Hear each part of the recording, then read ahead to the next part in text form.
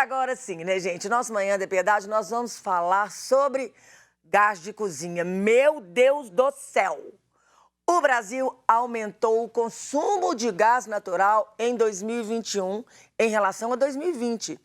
No ano passado, a demanda saltou para 76 milhões de metros cúbicos por dia.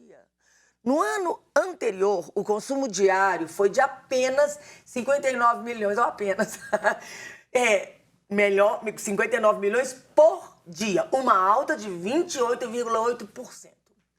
O levantamento é da Associação Brasileira das Empresas Distribuidoras de Gás Canalizado, ABGás. A maior parte desse gás foi para a indústria. E este aumento existe também mais segurança nas estruturas dos novos empreendimentos imobiliários. Mas como saber se minha estrutura é segura? Qual a melhor escolha quando o assunto é consumo residencial?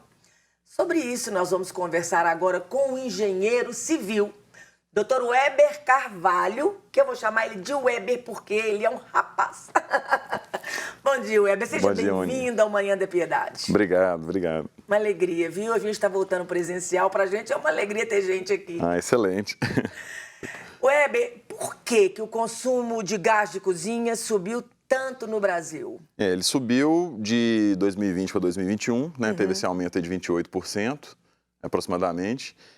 Mas, na realidade, o consumo não voltou ainda para níveis pré-pandemia. Então, ele subiu porque nós tivemos um ano de pandemia. Todo mundo trancado em casa, cozinhando e comendo.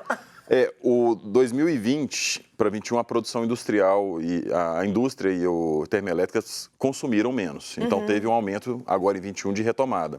Mas você falou bem, o residencial subiu com o pessoal em casa. Né? Mas o residencial, na realidade, ele é 2%, ou seja, daquele número ali, 2% é residencial, isso. Então, você tem termoelétricas, indústria, a maior parte, e esse pessoal não voltou ainda em níveis de pré-pandemia. A produção, o consumo de gás, hoje, ano passado foi 76 milhões, já foi superior a 80, 85 em outros anos, estamos voltando a isso, e aí tende a piorar ainda a questão de custo e de demanda, né? E também, não é só o botijão que teve aumento, o gás natural também? Sim. A maior parte do Brasil hoje é gás natural. Então, você tem... Então, explica... Porque, assim, nós hoje temos nossos telespectadores são senhoras. Sim. E, às vezes, o pessoal não sabe essa diferença. Coloca o engenheiro. Então, coloca essa diferença para o povo de uma forma simples demais para a gente entender. Bom, vamos lá. O gás... Existe o GLP, que é o liquefeito de petróleo, e o GN, que é o gás natural. A diferença principal, o GLP é aquele gás que vem em botijões. Isso. Então, você tem aquele P13, né, aquele de cozinha, que é em residências. O de carro também é esse? É um GN, é um tipo de GN, é o né? gás GNV. O GLP, ele vem em botijões. Tem o P13 de cozinha, mas tem botijões maiores também, tanques maiores. E o GN, ele vem tubulado. Então, são malhas que existem. Em Minas Gerais, está bem forte agora, mas tem uma cultura que é mais recente. Agora, você pega São Paulo, Rio de Janeiro, tem malhas mais antigas, é mais cultural GN do que o botijão. Esse GN é o que leva em tubulação para os apartamentos? Vem tubulado pela rua. Como chega a água pela rua, vem o GN. Aqui em Minas é a Gasmig, né? A intenção é que futuramente todos os apartamentos e as casas de moradia estejam montadas dessa forma? Há uma tendência o prédio que eu moro, ele foi entregue em 2012 com GLP, tinha os botijões lá centrais para atender o prédio, e depois ele converteu para GN, ou seja, assim que passou a rede na rua, da Gasmig, disponibilizou, fez a conversão, e estão prédios hoje que tem GLP e algum dia chega a rede na porta, ou já tem, pode fazer essa conversão. E aí tem que fazer algumas trocas nos aparelhos, porque hoje você compra um fogão, por exemplo, ele é específico para GN ou para GLP. E tem isso também, né? Então... Weber, então vamos lá.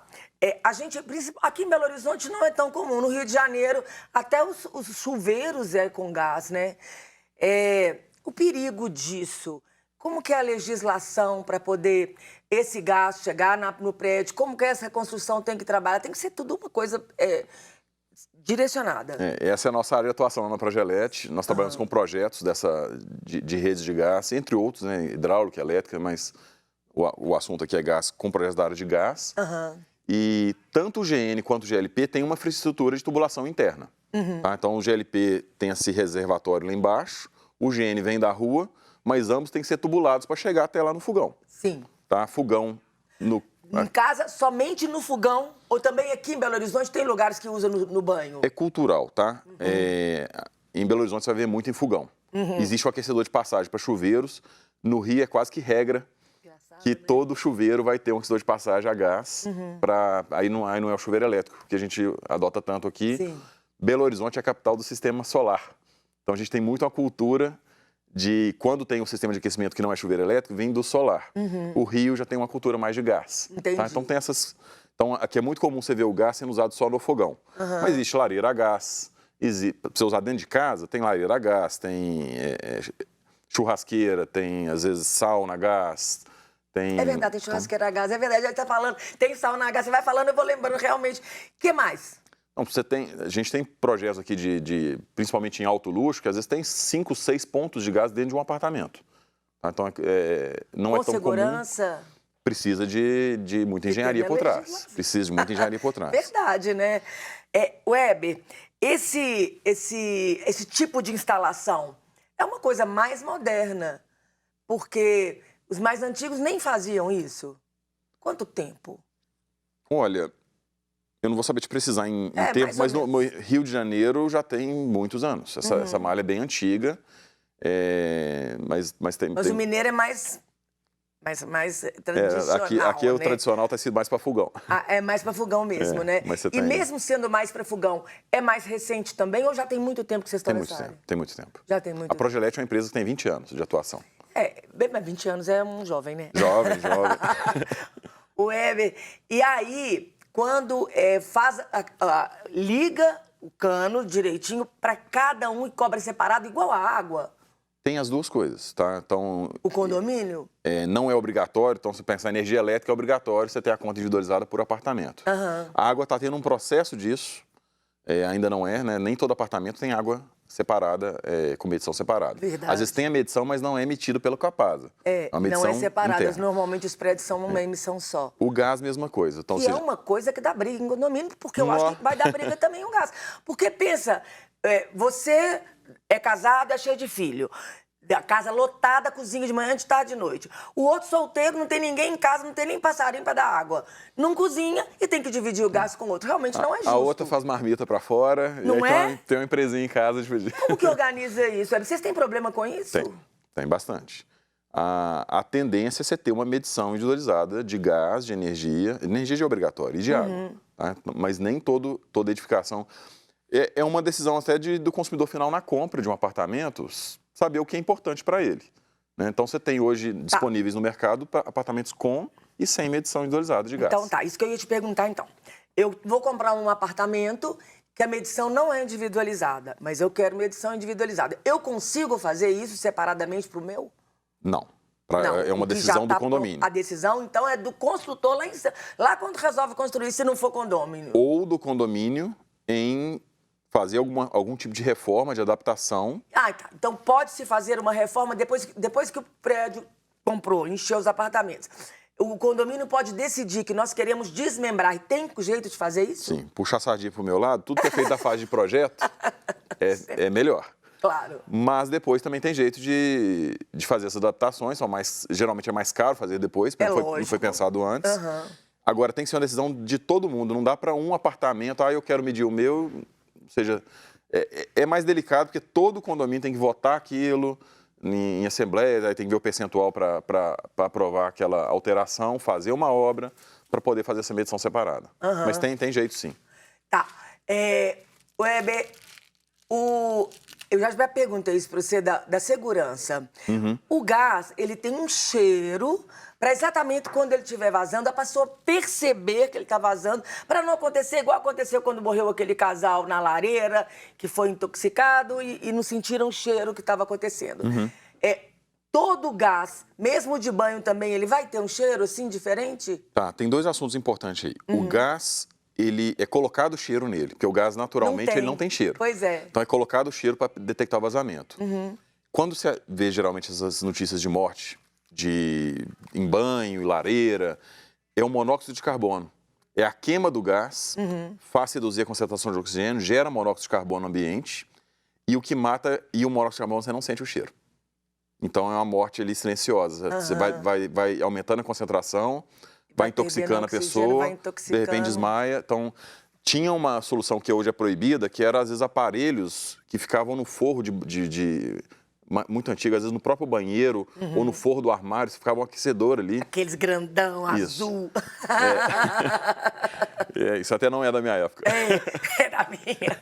E, então, o perigo disso, né? Hoje em dia, como que está a segurança disso? Tem muita norma ABNT, tem muita legislação, só que ainda tem muita coisa, né? Você tem, de novo, puxando para a nossa área, você tem... O povo não quer fazer projeto. Não quer fazer projeto, às vezes não tem uma execução mais informal. Entendi.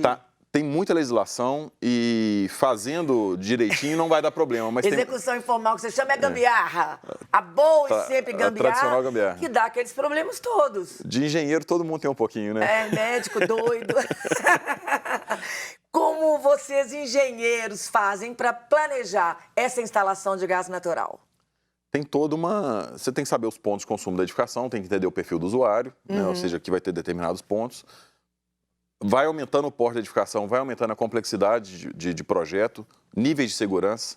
Então, você pegar uma casa, tem um nível de segurança menor do que uma instalação de um edifício que tem 200 apartamentos. Você tem pressões mais altas, dispositivo de corte automático, dispositivo de segurança, de detecção de vazamento. Então, você tem... Quanto maior, mais segurança. Mais segurança, mais requisitos ali, você tem pressões mais altas. Não é que o outro não seja importante a segurança, mas você tem risco menor, você tem menos dispositivos. Entendi. Riscos maiores, você tem mais... Tá. Weber, um prédio, um edifício já edificado, já com 20 anos, vamos colocar... Os condôminos querem colocar gás canalizado. Tem condição de fazer um projeto já com um prédio que já tem mais de 20 anos? Tem, com certeza. São os retrofits, né? Com segurança. Com segurança. E o ideal, então vamos repetir isso, o ideal é que se faça o projeto no começo da construção. Sim. Né? Sim. Porque aí já vai fazer com tudo, com toda a segurança, com toda a norma da ABNT, dentro do projeto, tudo jóia. Tudo certinho. E índice de acidente é muito pouco? Existe? Ou a gente nem ouve falar sobre gás canalizado, né, desse jeito? Sempre que você vai investigar os acidentes, está associado a falhas de inobservância de norma. Entendi. Né? E principalmente tem uma norma que é pouco falada, que é uma coisa é o gás vazar, outra coisa é o monóxido de carbono da queima do gás, que é a morte silenciosa. Existe hoje norma até de ventilação de ambiente. Porque se está gerando monóxido de carbono, uma das formas de prevenir essas mortes é renovação de ar. E hoje existe norma para isso que é pouco olhado também. Às vezes até engenheiros profissionais que são da área dão um pouco atenção para essas normas de renovação de ar. Entendi. Weber, eu vou comprar um apartamento, vamos supor. E eu nunca tive esse gás canalizado na minha casa. É uma coisa nova para mim. De cara, assim, né? Uma coisa mãe leiga. Quais são os primeiros cuidados que eu preciso ter? Com a instalação de gás? Primeiro, saber se é GN ou GLP. Ou seja, você vai comprar um apartamento e aqui, você pega no Rio, é tudo GN. Se ele está vindo da rua ou se ele está com gás canalizado lá embaixo no prédio. Isso tem que conversar porque, grandões. Olhando no ponto, não tem diferença. Tá? Ele chega canalizado da mesma forma dentro da cozinha, né, do apartamento, mas não tem diferença ali por fora. Você tem que saber no condomínio, no síndico, se ele é GN ou GLP. Porque você vai fazer uma compra de um fogão, de um aquecedor, ou dos aparelhos a gás que você tiver, já comprar certo. Tem jeito de converter. Entendi. Tá? Você compra um fogão, comprei errado, ou já tinha um que eu trouxe, e aqui o gás é diferente, tem jeito de fazer a adaptação. Tá? Gambiarra, não? Não é não. Não, você troca o queimador do fogão. Entendi. A Gasmiga, eu não vou saber falar por ela, mas ela já fez esse tipo de serviço para fomentar a troca do gás. Entendi. Ela eu não sei se ela continua fazendo esse serviço. Tem condição. Mas tem condição. Tá? Uma vistoria, hoje está ficando muito comum as vistorias dos apartamentos, às vezes contratar um profissional que acompanhe para saber se está atendendo às normas direitinho, de ventilação de ambiente. Verdade. Então, às vezes, para o usuário final é difícil saber se o que ele está comprando está dentro de normas. Mas é esperado que se é uma edificação nova, principalmente, já tenha tudo feito dentro das normas e ele possa ficar tranquilo ali com essa... Maravilhoso. Weber, de tudo que a gente falou, tem alguma coisa que você gostaria de acrescentar ou que a gente não tenha falado? Olha, a gente falou aí do aumento do consumo do gás. Você tem, né, do aumento do consumo e o aumento do preço, né? Aumentou pra caramba o preço do gás. É verdade? Eu espero que o Brasil ele consiga ampliar as redes dele de gás, porque, na realidade, o Brasil tem potencial, a gente falou de 76 milhões de metros cúbicos dia, e o Brasil consegue produzir muito mais do que isso. E ele reinjeta o gás, porque ele não tem malha para escoar. Entendi. Então, metade do gás que ele extrai, ele reinjeta. Oh, meu Deus. É um processo natural para sair mais petróleo. Sim, sai junto mas com... poderia ter, se tivesse malha, então, né, a gente podia estar longe. Tem notícias que esse ano são 2 rotas ali da Bacia de Santos, tá para sair uma terceira rota, vai aumentar em 18 milhões a vazão, e há uma tendência que, se aumentando a vazão, diminui a dependência da Bolívia e tende a baratear o preço, ou, né, melhorar, ou possibilitar ampliar mais ainda a produção de gás e consumo. Então tem coisas boas indo por aí. Amém. Gente, olha só, o Instagram tá aqui, o Weber Carvalho, com W, @Weber Carvalho, e da Progelete, @Progelete. Então, se você quiser fazer um projeto, né, tá começando a comprar um apartamento ou já comprou, conversa com eles, né, manda uma DM lá, conversa com eles no Instagram, que ele vai ter imenso prazer em te responder. Weber, muito obrigada pela sua presença aqui. Deus te abençoe, viu? Eu que agradeço. Amém.